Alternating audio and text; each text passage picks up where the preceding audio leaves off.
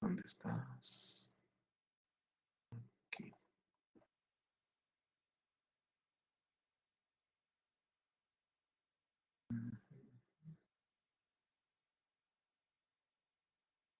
Y acá.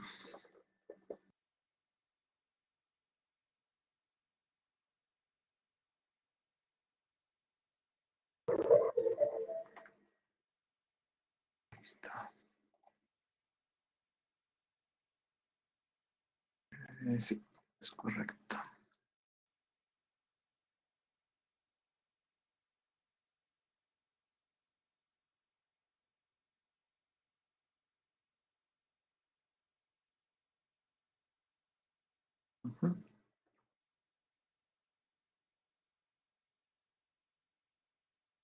Ok, pues continuamos con el tema de sujetadores.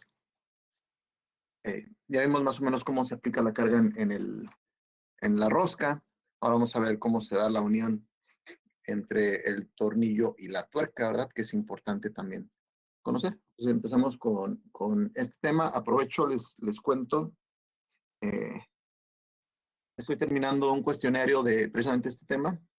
Yo creo que hoy en la tarde-noche, lo subo al Classroom para que lo contesten.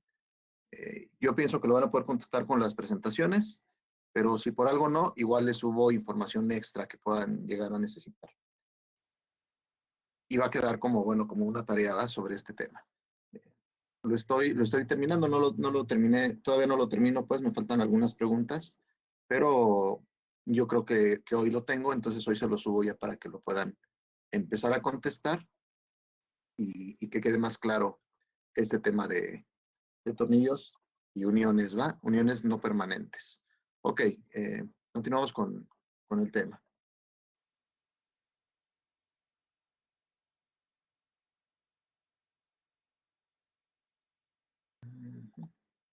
Dice que la forma de la rosca del tornillo es complicada desde el punto de vista del análisis.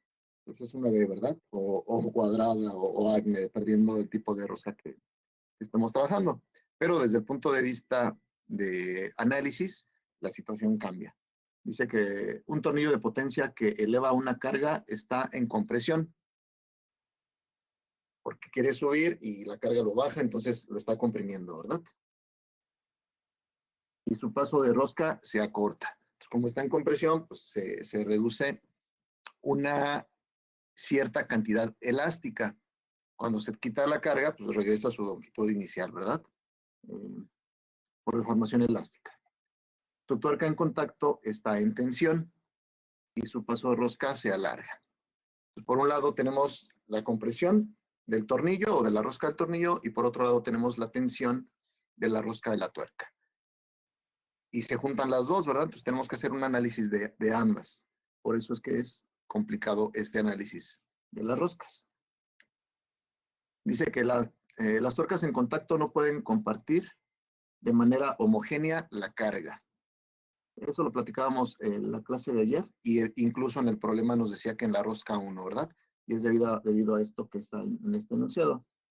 Dice que algunos experimentos muestran que la primer rosca en contacto soporta el punto 38 de la carga, la segunda el punto 25, la tercera el punto 18 y la séptima está libre de carga.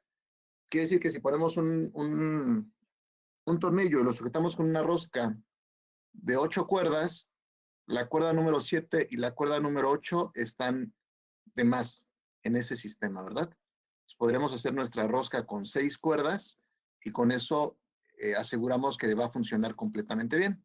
Porque a lo mejor decimos una tuerca bien grande para que aseguremos la carga. Pues no, porque lo que nos está diciendo este enunciado es que la carga se soporta en la primera rosca, poco menos en la segunda, poco menos en la tercera, poco menos en la cuarta, poco menos en la quinta, poco menos en la sexta y ya nada en la séptima. Entonces no tiene caso tener una rosca larga porque no me va a ayudar de nada, ¿verdad? En carga. A lo mejor para otro diseño diferente, sí, pero para soportar carga, con 6 roscas es más que suficiente.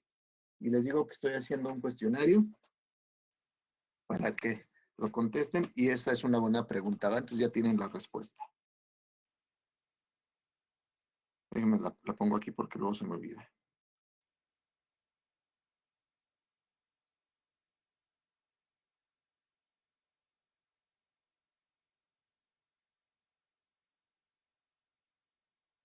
Bien.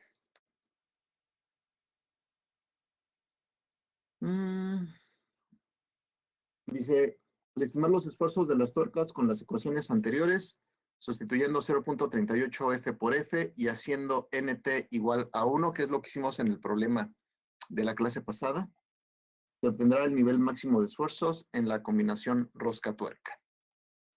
Pues sí, porque estoy agarrando una rosca que es la que se carga más. Si agarrara 2 sería 0.38 F más 0.25 F. Y ya se comparte el esfuerzo entre ellas dos. Entonces ya no sería el valor máximo de esfuerzo. El valor máximo de esfuerzo está en la rosca número 1, por eso es que lo analizamos como en una sola rosca, para tener el valor más alto y de ahí para abajo, ¿verdad? Bueno, está el tornillo y está la tuerca. Quiere subir, ¿verdad? Y entonces tenemos dos superficies en contacto. Y esas dos superficies en contacto, pues seguramente van a generar o van a tener fricción. Dice que el coeficiente de fricción en las roscas de un tornillo es independiente de la carga axial. Y puedo tener mucha carga, pero la fricción se da entre las superficies de contacto por las cargas internas del sistema, no por la carga que le estemos aplicando axialmente al tornillo. La fricción es prácticamente independiente de la velocidad. O sea, puedo roscar muy rápido o puedo roscar despacito y es el mismo efecto, no hay cambio alguno ahí. Y disminuye con lubricantes pesados. Hay fricción seca y hay fricción húmeda, ¿verdad? Y en este caso, si utilizamos lubricantes pesados, se genera una pequeña capa entre las dos y le va a ayudar porque va a tener menos fricción. Presenta poca variación con las combinaciones de materiales. Quiere decir que si yo pongo un tornillo de acero y una tuerca de cobre, o una tuerca de aluminio, o una tuerca de un acero, pero diferente al que es el tornillo, pues el efecto va a ser relativamente pequeño, ¿verdad?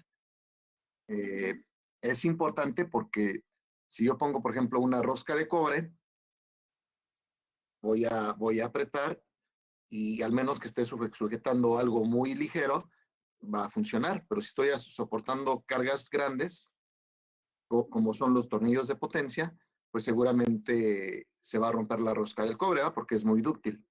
Entonces, aunque la fricción no tiene mucho efecto en la combinación de materiales, pues sí lo tiene el esfuerzo de fluencia para determinar qué carga vamos a utilizar o qué material vamos a utilizar para soportar la carga que necesitamos tener, ¿verdad?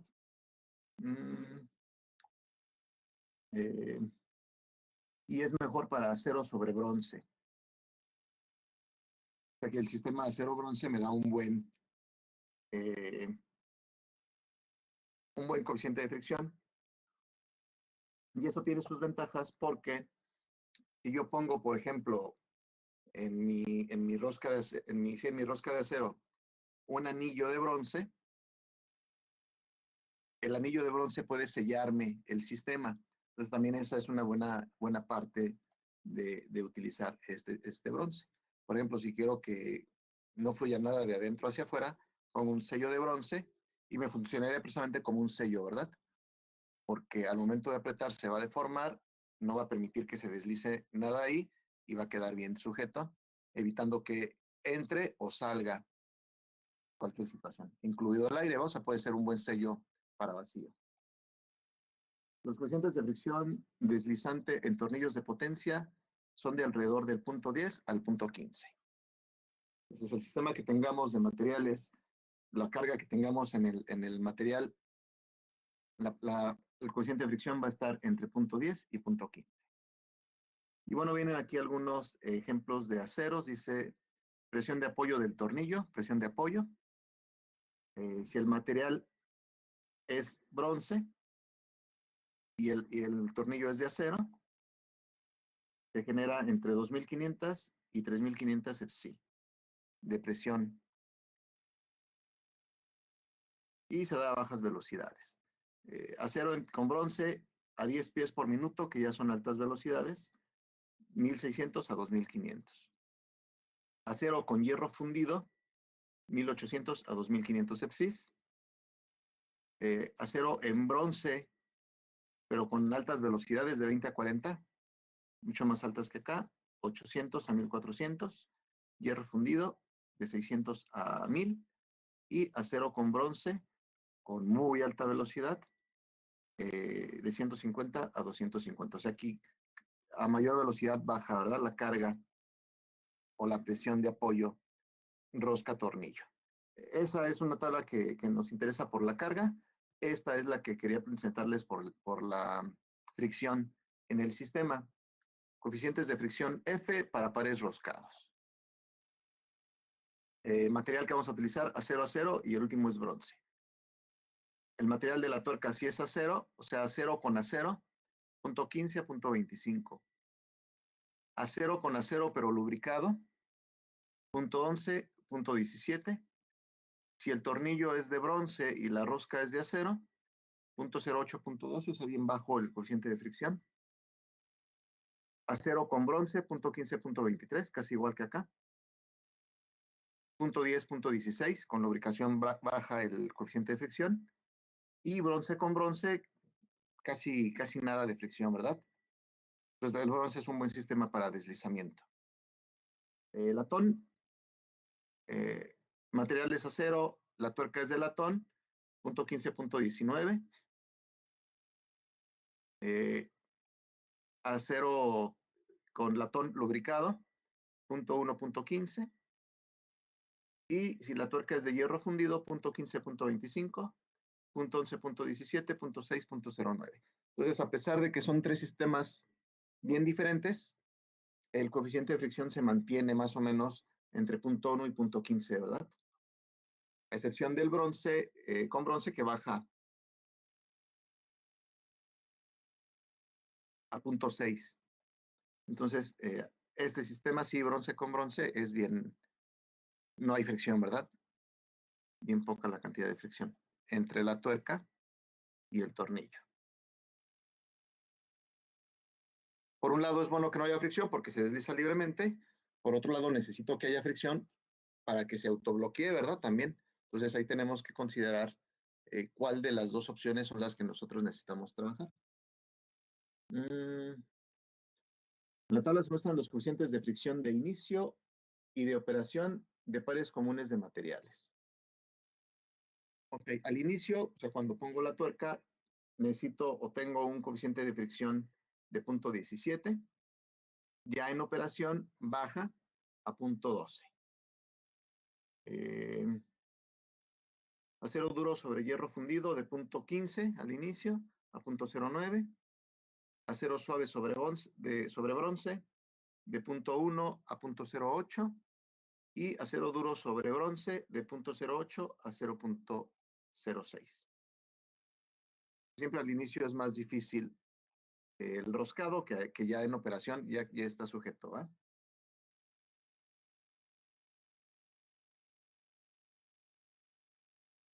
Bueno, y aquí viene la parte interesante de los tornillos, porque hablamos de roscas y hablamos de tornillos y hablamos de tuercas, pues hay que conocer los tornillos, ¿va? Dice, en la figura se presenta un dibujo de un perno estándar de cabeza hexagonal. Los puntos de concentración de esfuerzo se encuentran en el filete, el inicio de las roscas y terminación de la rosca, y en el filete de la raíz de la tuerca, en el plano de la tuerca cuando está presente. Y entonces dice, tornillo de cabeza hexagonal, observe la cara de la arandela, el filete debajo de la cabeza, el inicio de las roscas y el bisel en ambos extremos. La longitud de los tornillos siempre se mide desde la parte inferior de la cabeza, pues a su extremo, ¿verdad? Entonces, de aquí hasta acá es la longitud del tornillo. La longitud que me interesa, que es la que se va a cargar, de aquí hasta acá, pues es la longitud total del tornillo, pero la longitud de trabajo o importante es de aquí hasta acá. Viene la rosca, siempre hay un pedazo que no tiene rosca, una parte que no tiene rosca. Tiene un radio de curvatura de aproximadamente un 64 de pulgadas y tiene un H, que es el espesor, sí, el espesor de la cabeza, y un W, que es el ancho de la cabeza en este tornillo hexagonal, ¿verdad? Pero hay muchos tipos de tornillos, no nada más hexagonales. Aquí viene esta tabla, dice dimensiones de pernos de cabeza cuadrada y hexagonal, en pulgadas y en milímetros. Se ve pequeña ahí, aquí está en pulgadas nada más. Cabeza cuadrada, el tamaño nominal en pulgadas. ¿A qué se refiere el tamaño nominal? Déjenme, les pregunto aquí.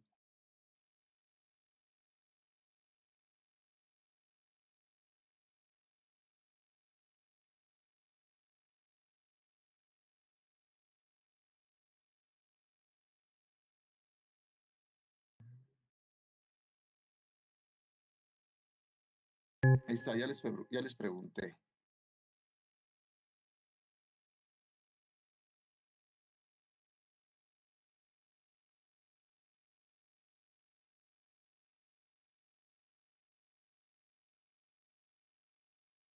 Dejé este panel abierto.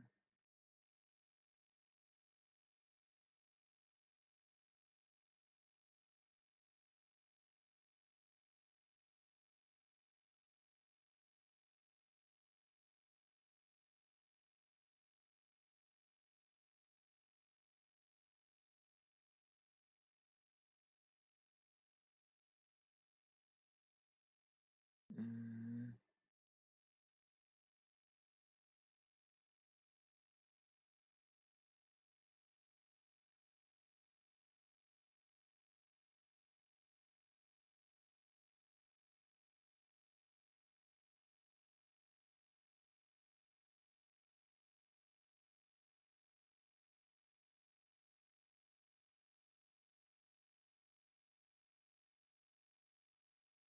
bueno, ok, con esto vamos a dejarlo.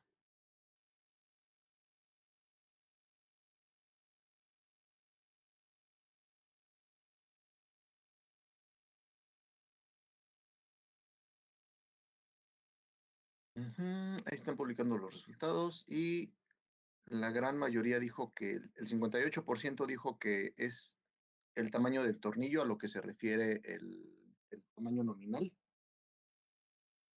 y el 42% dijo que es falso. Casi mitad y mitad, ¿verdad? Eh, Si bien me regreso a la otra presentación, el tamaño nominal quedamos que era el diámetro del tornillo, ¿no? La medida estándar del tornillo, que tiene que ver no con la rosca, sino con la base. O sea, este es el diámetro del tornillo. De hecho, decíamos diámetro mayor, sí, diámetro mayor o diámetro nominal. Entonces, ese es mi tamaño del tornillo de 1/4 de pulgada, por ejemplo. Y largo, bueno, pues puede haber varios largos, ¿verdad? Pero, por ejemplo, en este caso dice que un tornillo de 1/4 de pulgada, la cabeza es de 3/8, em, el lado de la cabeza va, y el ancho de la cabeza es de 11/64. Si es hexagonal, 7/16, y la altura 11/64. Y el radio mínimo dice, eh, este de aquí, ¿verdad? O sea, el radio de curvatura entre la cabeza y el eje del tornillo. 0.00.01. Un tornillo de 1/4, de 1,5, de 1,5, tiene una cabeza de 2,5 y una altura de 1 pulgada. O hexagonal igual 2/4 o 1 pulgada, con radio de curvatura de 0.03 pulgadas. Y esos son para regulares, esos son para hexagonal pesada y hexagonal estructural. Dependiendo de la aplicación, va a ser el tipo de tornillo que tengamos por acá. Ujú. Esto es para estándar y esto es para milimétrico. El M siempre es milimétrico, ¿va? Lo que nos dice. De 5 milímetros, 6 milímetros, 36 milímetros, el diámetro mayor. Igual, aquí ya no viene, aquí no se ve qué significa cada uno de esos, pero es la tabla de arriba, ¿verdad? Cuadrada, hexagonal regular, hexagonal pesada y hexagonal estructural. Cuadrada, el de 5 milímetros es el único que tiene cabeza cuadrada. Todos los demás son hexagonales. Hexagonal normal, ligera, pesada y estructural.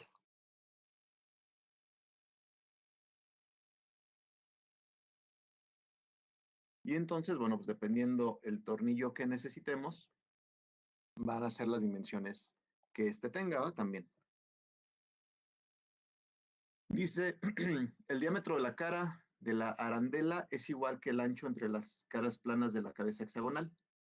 La longitud de la rosca de los tornillos de serie en pulgadas, donde D es el diámetro nominal, se expresa mediante estas ecuaciones. Dice que la longitud del tornillo va a ser igual a 2 veces el diámetro más 1/4 de pulgada. Si la longitud es menor o igual a 6 pulgadas. Y si es un tornillo muy largo, o sea, si la longitud es mayor a 6 pulgadas, la longitud del tornillo va a ser 2 veces el diámetro más 1/2 de pulgada. En lugar de 1/4, 1/2, ¿va? Y en milímetros, 2 veces el diámetro más 6 para longitudes menores a 125 milímetros y para diámetros menores o iguales a 48 milímetros. 2 veces el diámetro más 12, donde la longitud va a ser mayor a 125 y menor a 200. Y 2 veces el diámetro más 25 si la longitud es mayor a 200 milímetros.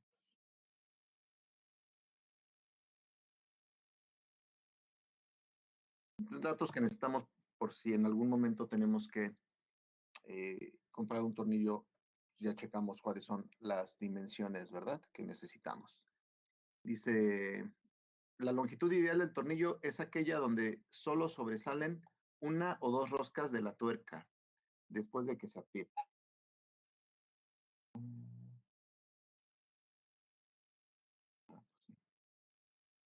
Ok. Esta parte es interesante porque luego agarramos tornillos y queda la mitad del tornillo afuera y solo un pedazo adentro, ¿va? Entonces, la longitud ideal del tornillo es tener el tornillo, apretar y que sobresalga una o dos roscas. Y ese es mi tornillo ideal para la aplicación que estoy utilizando.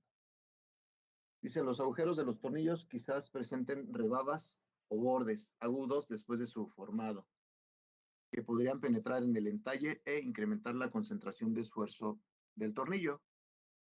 Eh, por lo tanto, para prevenir este problema, siempre deben usarse arandelas debajo de la cabeza del perno. Deben ser de acero endurecido y cargadas en el perno de manera que el borde redondeado del agujero estampado esté de frente al tornillo. Uh-huh. Algunas veces también es necesario emplear la arandela debajo de la tuerca. Entonces, esto también nos está diciendo que la arandela tiene sentido, ¿verdad? Y nosotros debemos de poner el tornillo, la arandela debe tener su curvatura, entonces la curvatura hacia el tornillo. Y la misma situación si utilizamos el... Perdón. Por ejemplo, creo que acaba de decir que dijo que la arandela debe estar abajo de la tuerca. Pero entonces, ¿cómo se va a sujetar? Se va a caer, ¿no? No, abajo del tornillo. O sea, ok. Lo que quiere decir este enunciado, déjame... A ver si puedo hacerlo aquí. O sea, sí lo entiendo, pero pues creo que a lo mejor entendí, escuché mal más bien, de que iba a ir debajo de la tuerca, porque si no, ¿cómo se va a sujetar? cómo se apretaba exactamente no tendría sentido. No, y la arandela es esta. Que me salió, pero bueno.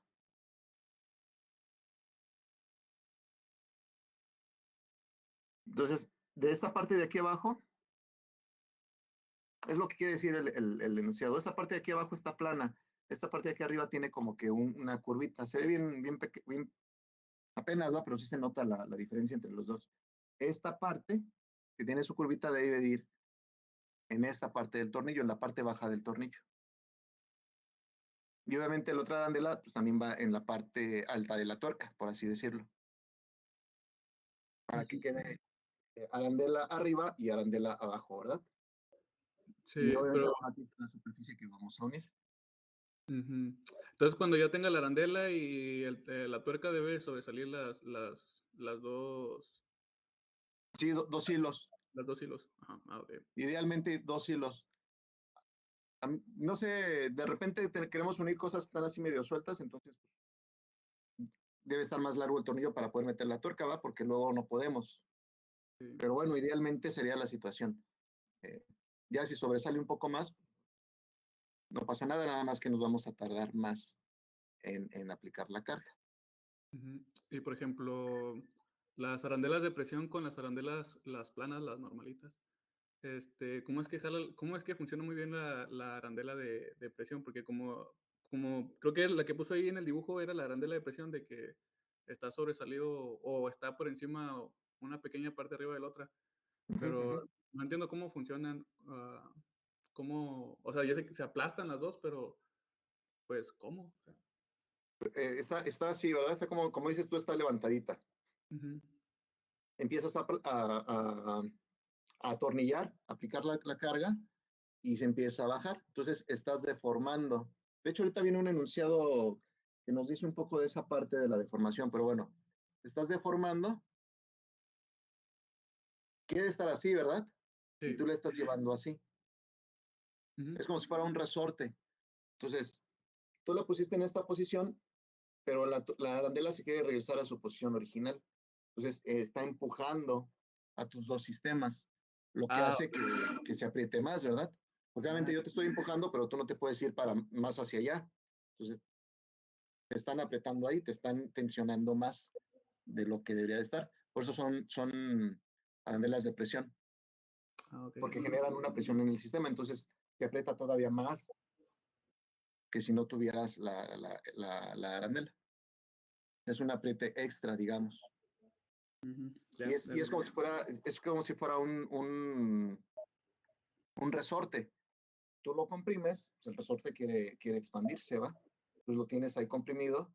Si quieres estirar, entonces te genera todavía más presión o más carga entre tus roscas. ok. No sé si Ujú. vengan más aquí adelante. Ahorita vamos a platicar, pero de las planas. No sé si venga más adelante precisamente la arandela de presión, pero lo que haría es eso, ¿verdad? Deformarme todavía más mi sistema, dándole mayor sujeción todavía al mismo. Ok, ahí quedó. Ok, ok. El propósito de un tornillo es sujetar dos o más partes. Así que les voy a preguntar en el cuestionario que les digo que les voy a subir. ¿Para qué sirve un tornillo? Pues para sujetar dos o más partes, ¿verdad?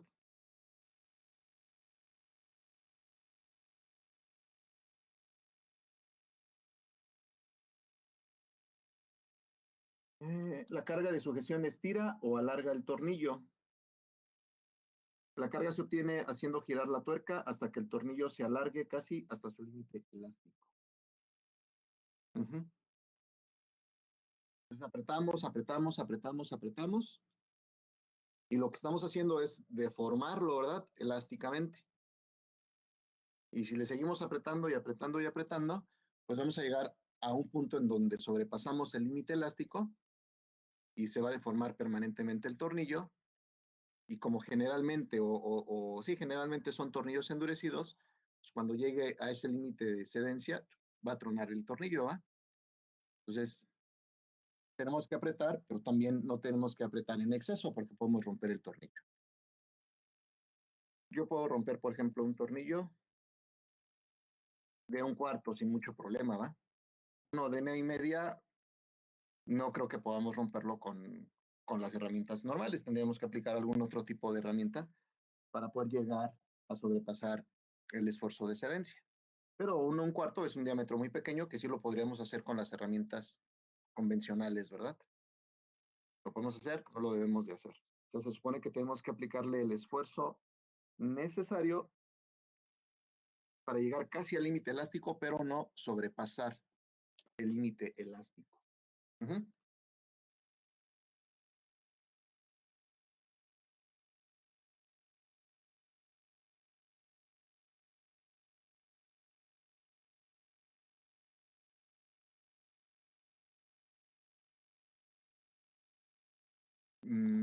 Bien.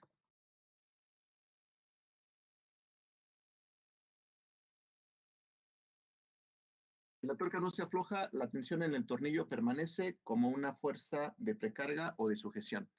Pongo la tuerca y ya uní las dos piezas, ¿verdad? Están ahí sujetas. Cuando se aprieta, el mecanismo debe, si es posible, mantener estacionaria la cabeza del tornillo y hacer girar la tuerca. De esta manera, el cuerpo del tornillo no sentirá el par de torsión de fricción de la rosca. Si giran los dos, pues, aparte que nunca voy a llegar a la presión necesaria, estoy generando un par de torsión. Entonces, fijamos el tornillo y la rosca es la única que sube, ¿verdad? Es lo que nos está diciendo este enunciado de aquí. Ok. Ahorita veamos un tornillo de rosca hexagonal. Hay muchos tipos de cabezas de tornillos.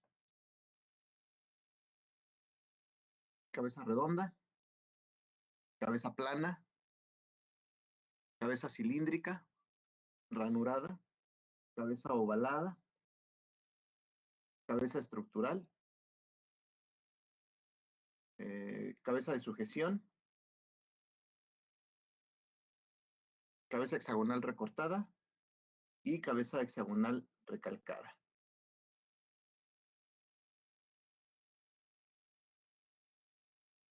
Y cada uno de ellos tiene sus especificaciones, ¿verdad? El W y el H, el radio y el H aquí nada más, el ángulo de inclinación de las cabezas, de 80 a 82, de 80 a 82, y en este caso, que es la cabeza de sujeción, nada más tiene un pequeño ángulo para que entre fácil, de 5 grados más menos 3 grados. Son diferentes tipos de tornillos, o más bien dicho, diferentes tipos de cabeza de tornillo. Y aquí está la longitud, lo que platicábamos hace rato, ¿va? La longitud del tornillo, o sea, no es la rosca más la cabeza del tornillo, es nada más la parte del diámetro nominal, la longitud del tornillo, ¿ok? En todos los casos. Y igual las diferentes formas de tuercas, ¿verdad?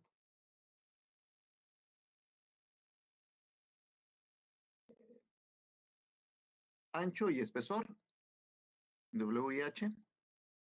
Tuercas hexagonales, vista final general, o sea, si vemos la rosca general, la tuerca. Tuerca regular con arandela, o sea, esta parte ya de aquí es la arandela, ya la trae incluida. Tuerca regular biselada en ambos lados, tiene su bisel aquí y tiene su bisel acá. Tuerca hendida con arandela, es este tamaño, tiene esta parte de aquí, ¿verdad? Y reducida. Igual a aproximadamente un 64avo de pulgada. Y tuerca hendida biselada en ambos lados. Y el bisel a 30 grados, ¿verdad?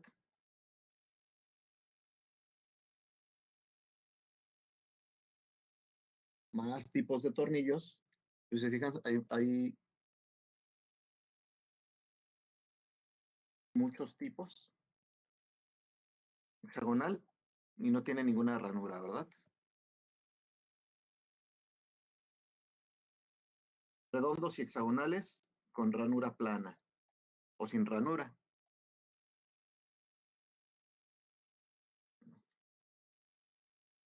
Ranura plana, y esta es tornillo Allen, ¿verdad? Que le dicen. Dice cabezas suaves de tornillos, cilíndrica ranurada, hueca hexagonal. Ah, no. Plana, la B plana. La C hueca hexagonal. ¿Por qué hueca? Pues porque tiene este vacío aquí, ¿verdad? Este tipo de tornillos también se fabrican con cabeza hexagonal similar a la de la figura 8.9, que es la anterior, así como una variedad de otros estilos de cabezas. En la ilustración se utiliza uno de los métodos convencionales para representar las roscas. Un rectángulo con una raya va implica que es una rosca.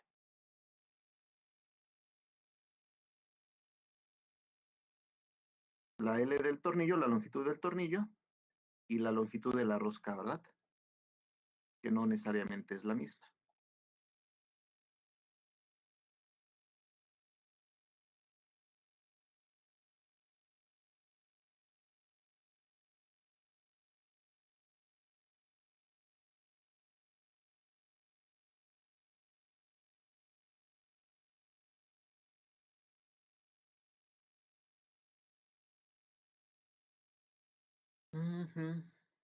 Ok.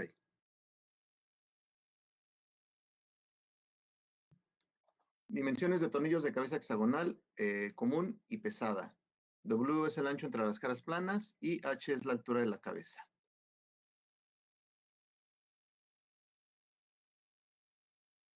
Si el tornillo es de 1/4, tiene un W de 7.16 y una altura de 5.32. ¿Cómo se llama el tornillo prisionero o pesado? Si mide 1/2, puede tener un ancho de 3/4 o de 7.16 y una altura de 5.16. Y si mide 1.5, puede tener una cabeza de 2/4 o de 2/3/8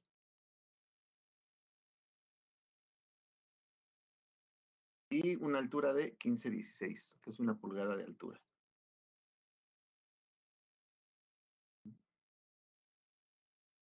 Milimétrico también tenemos dimensiones. El M20,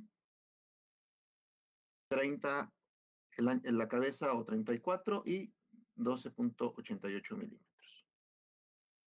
El más grande, que es 36 milímetros, una cabeza de 55 o de 60 milímetros y una altura de 23.38 milímetros.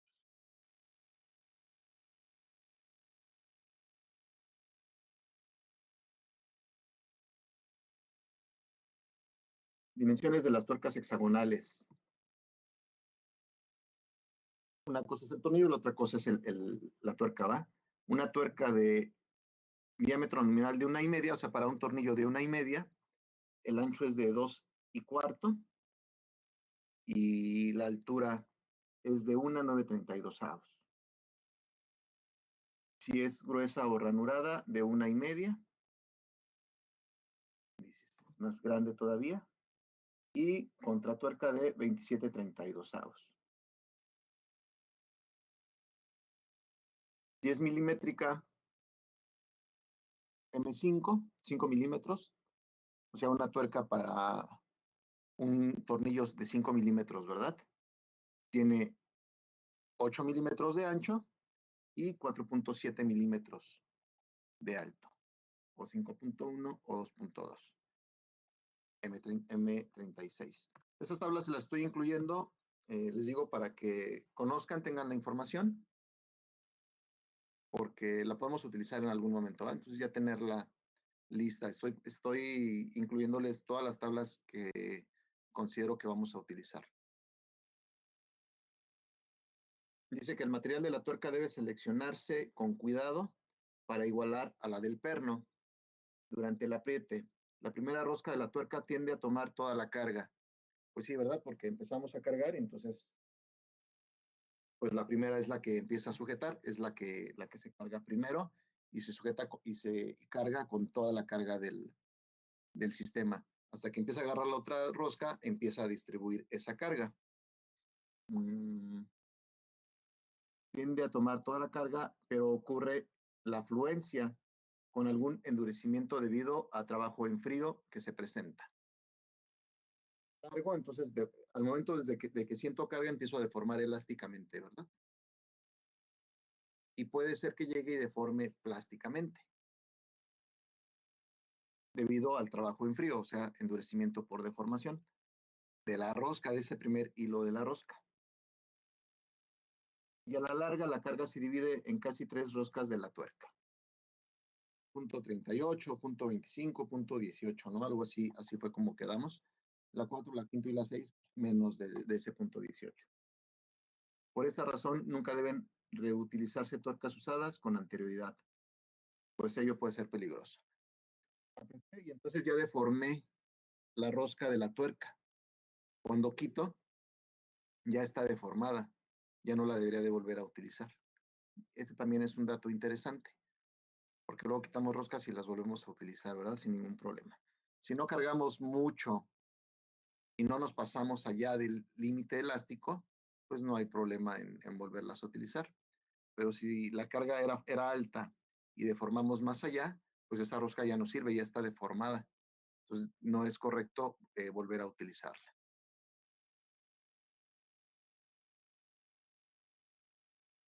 Dice que si la tuerca no se afloja, la tensión en el tornillo permanece como la fuerza de precarga o de sujeción cuando se aprieta el mecanismo. No sé por qué salió aquí, este ya lo habíamos visto.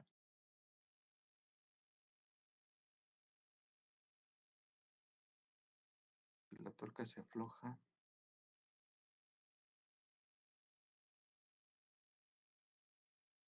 Sí, no sé por qué. Ahí está.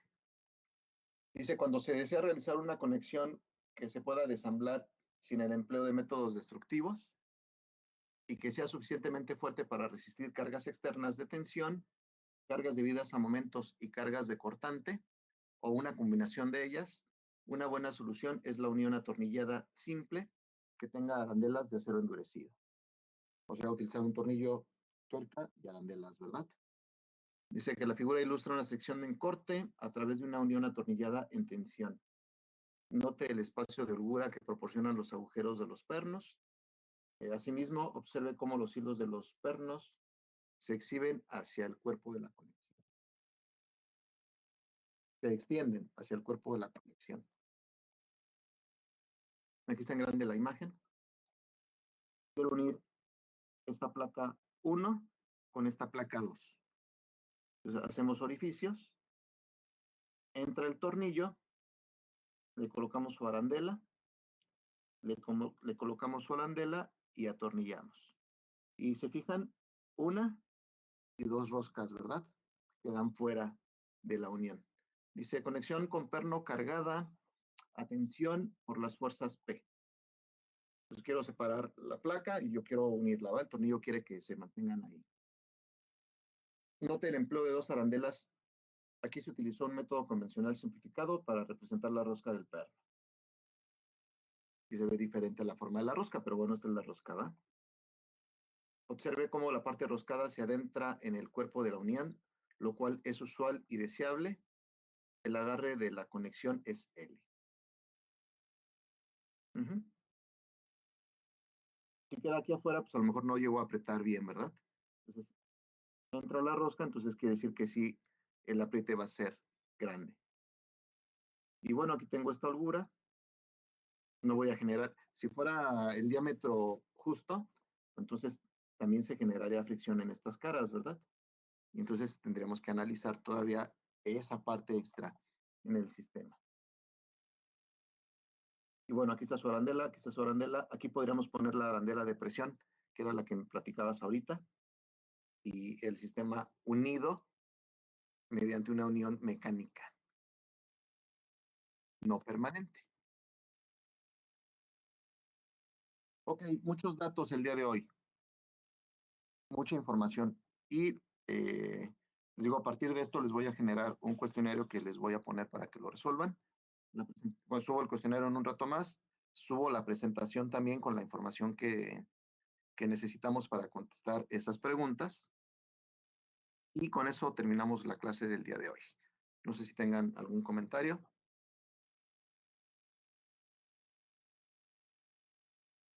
Y si no, eso sería todo. Nos vemos el día